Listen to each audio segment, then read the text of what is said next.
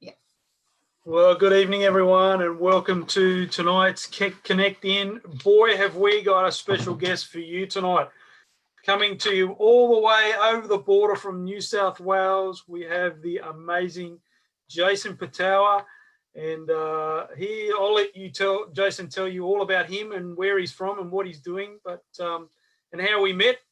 But it's great to have you with us tonight, and it's great to have Jason with us as well. So, Jace, without further ado, I might just kick over to you, and you can just tell people tonight where you are from, who you are, what you do, family, blah, blah, blah, and how we crossed paths all those years ago.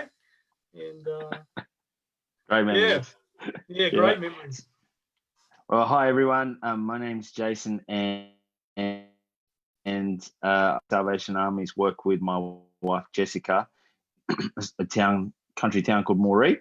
It's about 8 hours northwest of Sydney and about an hour and a half from the Queensland border, New South Wales. So our town's about 10,000 people, and over a third would identify as Aboriginal or Torres Strait Islander, and that is one of the largest populations of Aboriginal people in one location in Australia. So we have a diverse and unique opportunity to connect with both Aboriginal and non-Aboriginal people, and really to be a reconciliation, a reconciling place for God's work to happen in this town. So we've been here for about just over 3 years, 3.5 years, and my wife and I work as a program manager and lead most of our youth and children's work, as well as oversight all the things that we do here, as well as in the town of Narrabri, which is an hour away from us. And my wife does some chaplaincy work in the public school, Merri East Public School, and some mentoring with young people and some other great things that she's very gifted at. So we have two young boys who are both born in Merri in the last 3 years, Zion and Israel, 3 and 1. And we both divide and conquer when we put the kids to get to bed. So my one's asleep, Zion, that's my allocation. And then the other one's still awake, but slowly falling asleep. So yeah, that's us.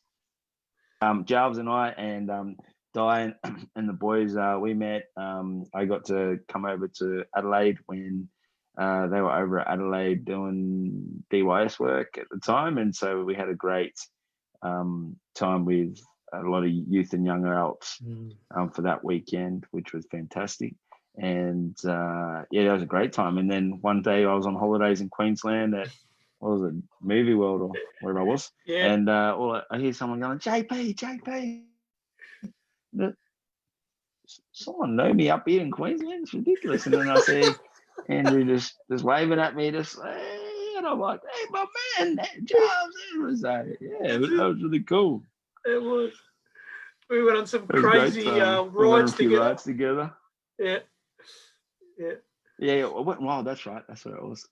And we have this one where you're going backwards on that big tube. Do you remember that?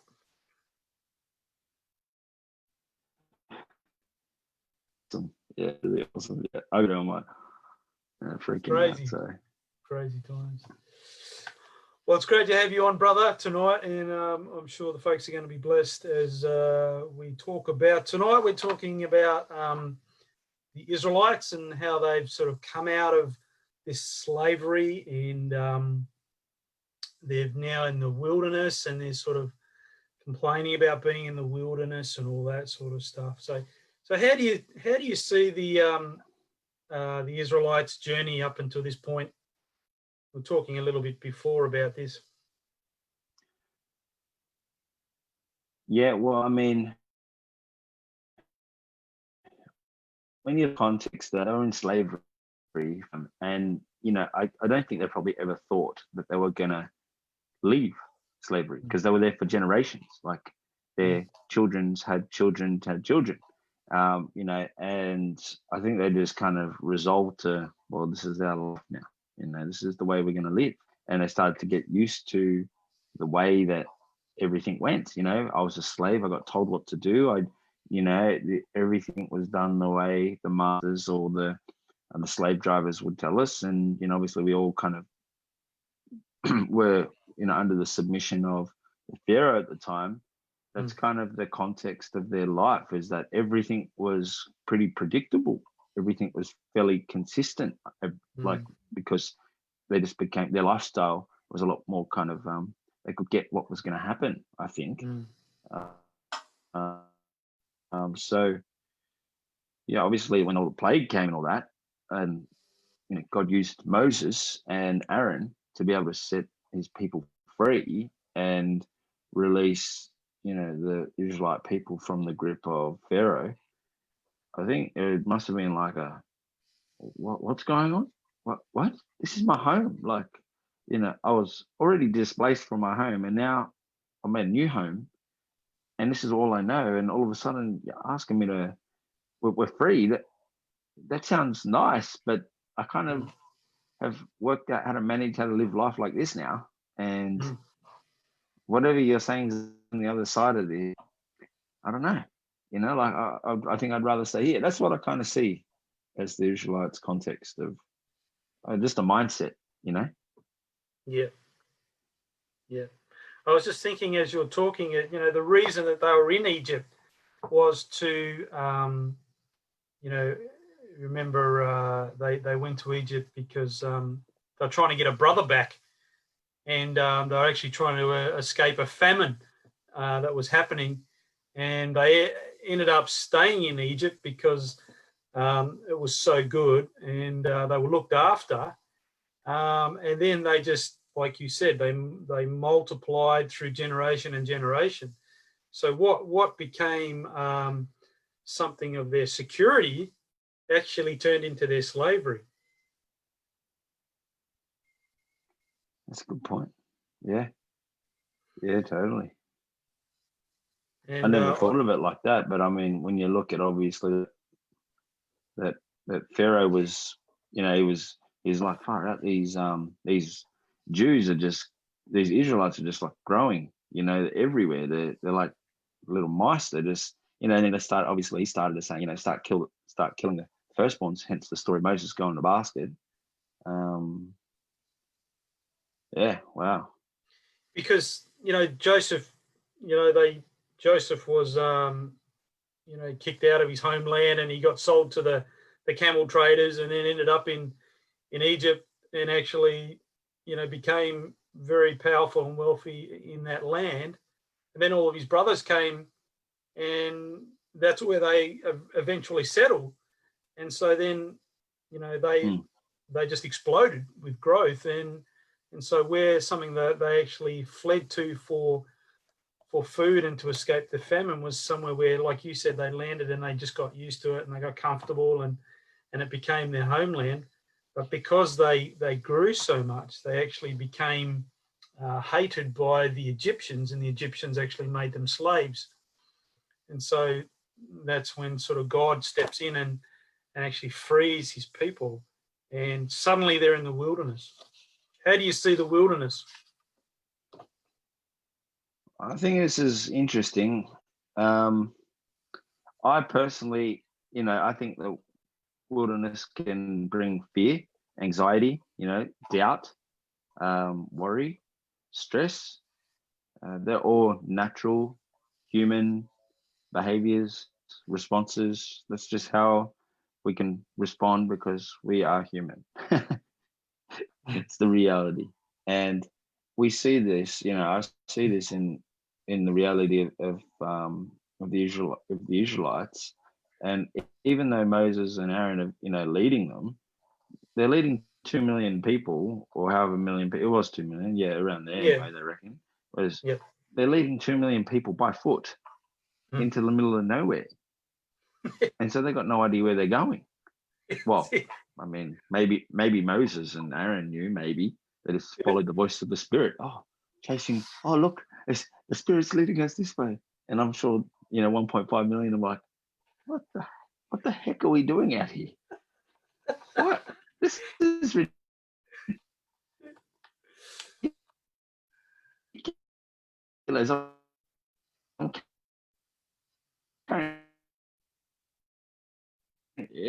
I had food, I'm unemployed, it's costing me to be a part of this. And I think to to be into that place, very testing time. We in John, when I read about Jesus in the wilderness, where he's tested by the devil 40 days, almost like with, and obviously lived on the Spirit of God in that time to survive, and not just to survive, to actually overcome everything that was that testing them about. And so I've for how what the spirit of being what we might, in our own lives, we have our own wilderness. I know for sure in my life, harder to navigate and a lot is like I lose visibility of what's the next step or the next 3 steps, and I can't see the future really well. I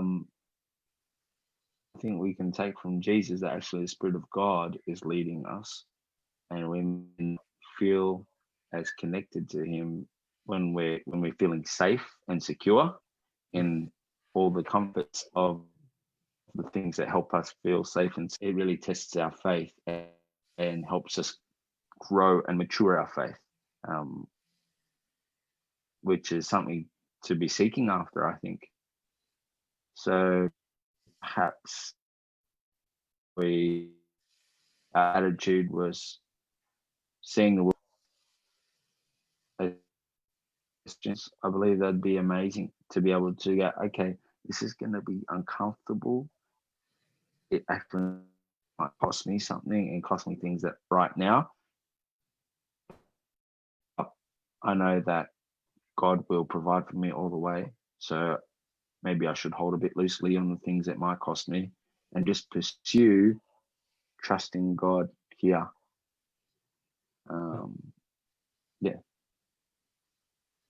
Yeah, that's good. The wilderness costs us something, doesn't it? That's how I see it. 100%. And yeah, I think there's nothing worse than having to cough up a bit more than what you expected. Yeah. Like going to a garage shop and you get a bottle of Coke or a Powerade and you got to pay $7, and you're like, that shouldn't be $7. That should be $3.50, $3.80 max. Wow. That's why I don't shop at the garage. I never buy anything from the garage. And that's because of COVID, you reckon? Oh no, it's just the reality of making $1. Generally it's just expensive. Like, yeah, in some of the country towns further away from Moree, when we've called into the IGA to get something, it's like $8 for a bottle of Coke, a 600ml bottle of Coke, and you're like, no way, that's ridiculous. That's ridiculous. It's going, I'll be right. I think I'll just wait till I get home. I'll just drink water. Yeah. I don't have any water, and it's like, go on. Oh gosh, I was thinking while you were talking, mate, that when they were let out of slavery, they didn't go the shortest route. They actually went a longer route because God didn't want to lead them through Philistine country because He knew that they would be attacked. And keep them safe, and that they were vulnerable, they were tired. They get destroyed by those Philistines. That's right. And I was just thinking, sometimes it's not about the destination, it's about the journey.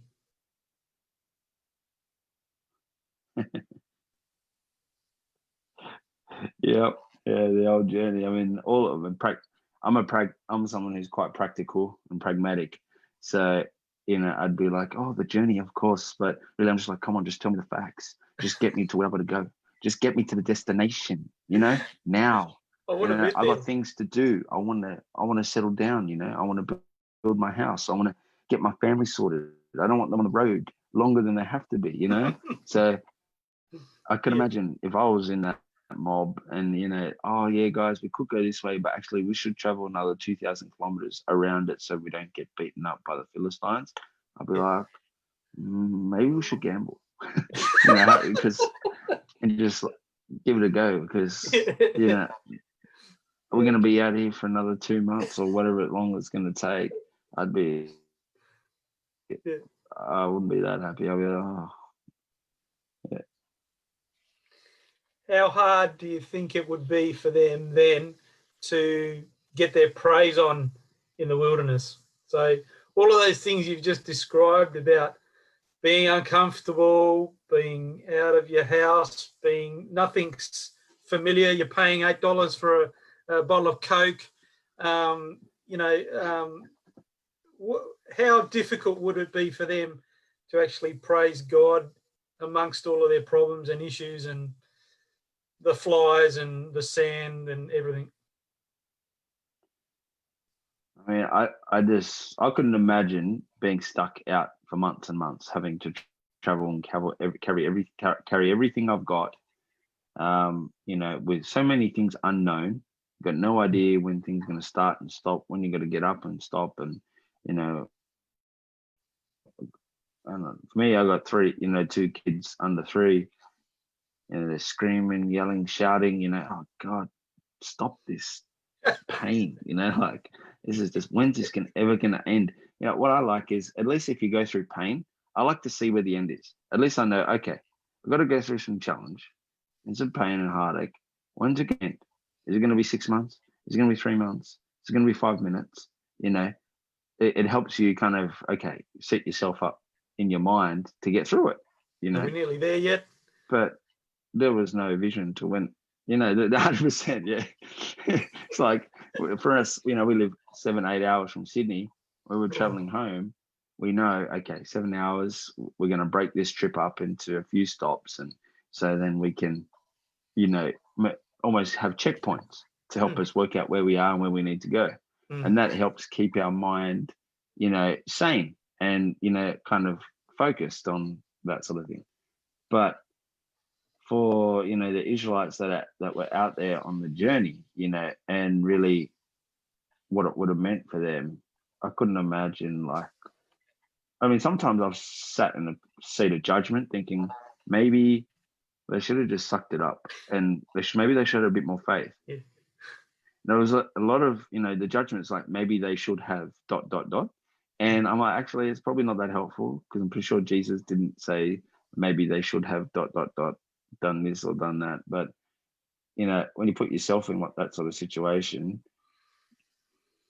and when I put myself in a situation where things are difficult, I find it difficult to praise God and lift up his name. And really, one of the things that my mentors have helped me understand is that I need to practice gratitude and being grateful to God for the things that he continues to provide for me, so that it's not just my natural humanness that sees all the negative around, the problems around us, whether it's COVID-19, this and the Queensland borders are closed and the Victorian borders are closed, we can't go anywhere, just negativity fill our mind, but actually to change the direction of our thinking by practicing being grateful to God for the things that he is providing in the midst of all these ugly things around us, and I think that is probably the key for me of when I have to practice and be a bit more dedicated to practicing being grateful, because in myself, I can't actually will myself to be grateful unless I decide intentionally to make the effort towards that. Does that make sense? Yeah, totally. Like, it's not like I'm just ready to praise God because life's and I've got so much to thank God for. It's like, actually, things are really hard, and that's the reality of life. But because I have Jesus Christ in my life, I can take the next step forward. And to help my spirit and my mind and the emotions in my life that might stir in my life, that the pain and the suffering, the anxiety and the fear and all that, actually I need to practice being grateful, because being grateful allows me to recognize what God is doing in my life, and actually then it allows me to be at rest or at peace. Not at peace that everything is finally over, but at peace in the midst of going through all these challenges that that the Israelites are going through, that you could still be settled in your spirit no matter the circumstance, because I think we have the opportunity to choose to be grateful, of which then brings about we have something to be grateful to praise God about.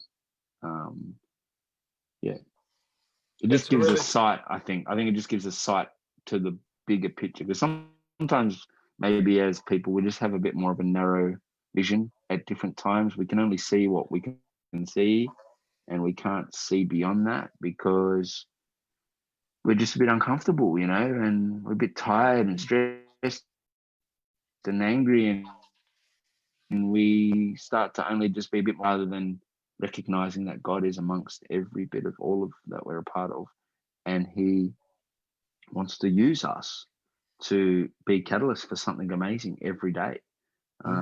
That's the context of our lives as people who invite Jesus to be Lord of their life. Yeah, you raised some good points, brother. Choosing to be grateful amidst all of the stuff that's going on. I mean, God is still faithful, and He's still providing for us in for all of our needs. And so you're dead right. There's so much that we can be grateful for, even though there's so much other stuff going on around us. Our time is going quickly, as I told you it would. Just wanted to spend a few very quick moments, Jace, thinking about. So we're in this wilderness. We're not going to be in it forever. There is going to come a point where we actually come out of the wilderness. What do you think things are going to look like then? Well, I guess it could be. It could be anything. How big is our God, and how willing are we to be able to follow what He wants us to do? I think an opportunity. I think of COVID as like maybe not the year of Jubilee, but basically the year of stopping. Because every 50 years, right, they just stopped. They cleared everyone's debts, and just it basically was the end of an era, to begin again, to start again. Maybe obviously it was over a couple of generations, but I think I've thought this year, what, we don't know how long COVID will continue, and it will be to some varying degrees a part of our future, to some degree, for probably the next, I don't know, 12, 18 months, 3 years, 5 years, 10 years. It'll be something that's marked the 21st century. So waiting for it to finish and everything to start again, back to the way it was, it's like there's a new reality now in place. The way that we see hygiene, the way we see health, the way we see connecting with people, the way we see the opportunity to connect with people about faith. I read something the other day that some research through McCrindle that said that more people are praying through this period than ever before in Australia, whether they were people of faith that were committed church attenders, or committed to a faith community, or whether they were people that had some sort of faith in a God and in a Jesus, but weren't connected to a faith community, and perhaps some of the foundations of their family origins, or the foundations of what they once knew of who Jesus was starting to arise again. And so I think that, something like this context of COVID-19 through the future presents so many amazing opportunities to reach into people's lives, because we know the hope bringer, and that is Jesus Christ. We as people carry hope beyond being people that live and die. Live as, grow, born as a baby, grow up into an adolescent, and start their life as a young adult, then move into familyhood and growing a family, and then the kids, like you guys now, you got your kids starting to get to an age where they're a bit more responsible for themselves, legally anyway. And then you pass away eventually. That actually we have a hope beyond this world, and we have a hope for the future. Amen. And his name is Jesus Christ. Mm. And his invitation for each and every one of us is that he loves us and wants to be in relationship with us. And that's the gospel at its core. I think we have the opportunity to share that in a much more relevant way because of these circumstances. I don't think these circumstances hinder the gospel. I think they actually create a great opportunity for the gospel story to sync with people, to actually have some sort of traction, because people are in great need. And it's not that we offer people that are starving the gospel and not a feed.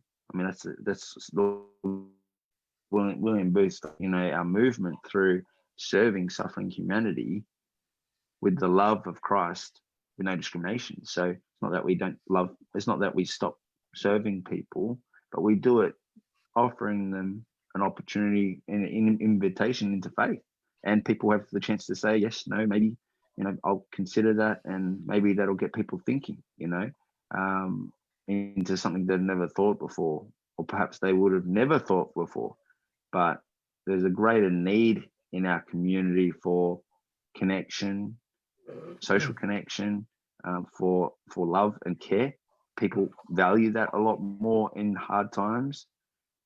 And I think there's a great opportunity to pursue God's agenda for the world in an incredibly relevant and non-threatening way. In the fact that we're people of faith, and people will respect that, because in the midst of all these challenges, we continue to pursue what God has for us. So I think it's a great opportunity that Moses, obviously, and Aaron, they pursued what God had called them to, and they did not waver. They did not stop. They may have had some quarrels and trips and hazards and things to jump over and speed humps, but they continued to pursue, what God had called them to. And I mean, Moses, one of the most instrumental people in the history of the Bible. Incredible, of what he achieved through God. And I think we all have the potential to do things greater than Jesus, because that's what he said. He said, you will do greater things than I. And really, it is in our court of how closely we want to be connected to Jesus and follow what he wants us to do. Yeah, some great thoughts there, brother. Very good. So yeah, look, coming out of the wilderness and going into the promised land, if you like, we're still going to have issues and stuff that we're going to have to work through. But I wholeheartedly agree with you. I think we're going to have new opportunities. We're going to have new ways of doing mission. We're going to have new ways of connecting with people, and we can't run back to Egypt for the safety and the security of being in the slavery of the things that were. And we need to allow the Spirit of God to actually show us how we can actually connect with our community and how we can actually show people the love of Jesus Christ in not freaky or unnatural ways, but just natural ways where they can actually see there is a God that loves them, cares for them, and has a direct plan for their lives. Yeah, absolutely, Jarvis. Totally agree. I think that it for some people it'll be really difficult to let go of what they've ever known, and I can appreciate that, because once you get used to something, and once I get used to something, and someone's offering me a different way, sometimes it takes me a little while to adjust, to consider and think outside of the way I was thinking. And I think the more and more I grow deeper in my faith and the opportunity to lead ministry here in Moree, the more and more I recognize I just don't have all the answers. So perhaps, perhaps there are things that I don't know, that I'm not aware of, that could be transformative in my life, that if I was open, and allowed those things to come into my life, God would use me in an even greater way than each day he will grow in my life, and that each day I would have the opportunity to make a greater impact for the kingdom, more so than yesterday, because he is growing that in me every day. I don't want to be the same person today as I was yesterday. I want to be a person of greater capacity for God, and of greater faith, and of greater worship towards my God, and greater love for him, which will continue to grow in my life and essentially transform this world. Because if God is changing me and I'm in this world, then he's changing this world through me.